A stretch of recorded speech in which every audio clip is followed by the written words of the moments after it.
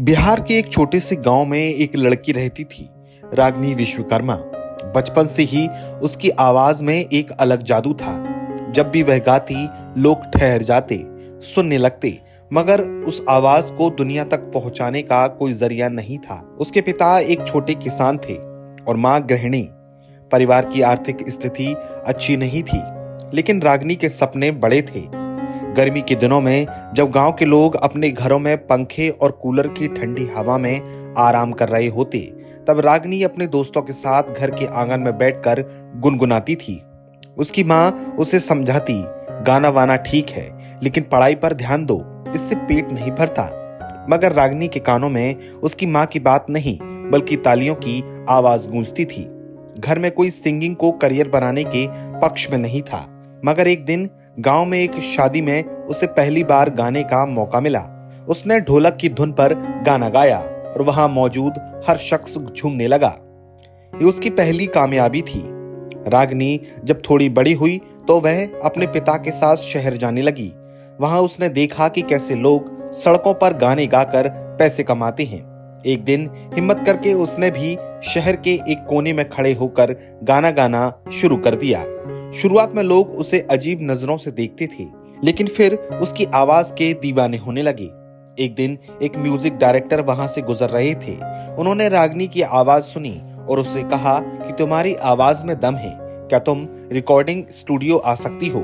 ये सुनकर रागिनी की आंखों में चमक आ गई। रागिनी के लिए ये किसी सपने के सच होने जैसा था। उसने साल 2018 में अनुराग एंटरटेनमेंट यूट्यूब चैनल के लिए अपना पहला गाना रिकॉर्ड किया, पंखा कूलर न गर्मी बुझाला।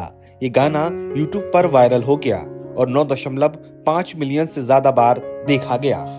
इसके बाद उसने जोड़ी बनल रहे दूल्हा दुल्हन के और प्यार में जीएसटी जैसे गाने गाए, जो सुपरहिट साबित हुए।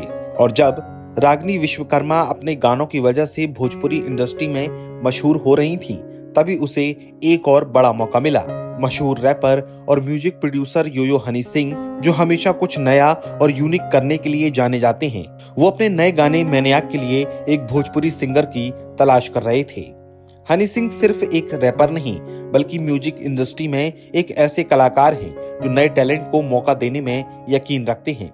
जब उन्होंने रागिनी की आवाज सुनी तो बिना किसी संकोच के उसे गाने गाने का मौका दिया।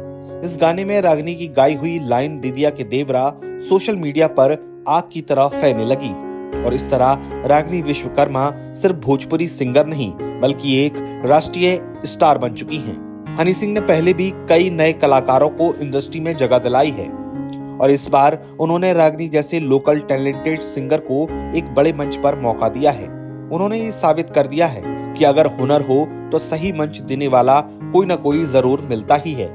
आज रागिनी एक स्टार बन चुकी हैं, लेकिन इसके पीछे उनकी मेहनत और हनी सिंह का वो नजरिया है जिसने एक छोटे से गांव की लड़की को पूरे भारत में पहचान दिला दी।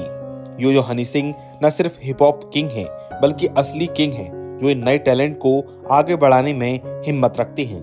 आगे हमें रागिनी के नए नए गाने देखने को मिलेंगे। तो आपको ये वीडियो कैसा लगा, हमें कमेंट बॉक्स में अपनी राय जरूर दें।